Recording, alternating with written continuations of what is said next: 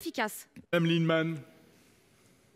C'est évidemment très important de pouvoir bénéficier de toutes les heures d'école. On a d'ailleurs un problème du nombre d'heures de classe en France qui est plutôt en dessous de la moyenne européenne. Et ça devrait être un débat qu'on pourrait réouvrir. Il n'est pas réouvert.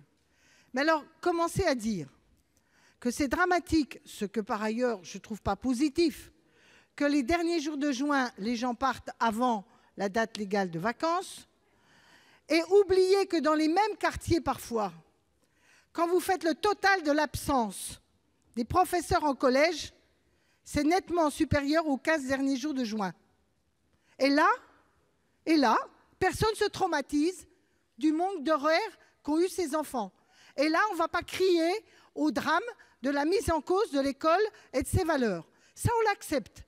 Parce que quand il y a plein d'absentéisme dans certains quartiers, parce que c'est beaucoup dans certains quartiers qu'il y a de l'absentéisme enseignant au regard de toute une série de contraintes et autres, et que de l'autre côté, on dit les 15 derniers jours de juin ou les tout premiers de septembre, ce qui n'est d'ailleurs pas tout à fait la même chose à mon avis quand même, mais bon, là, franchement, soyons sérieux. Il y a déjà dans les textes l'obligation de faire l'école.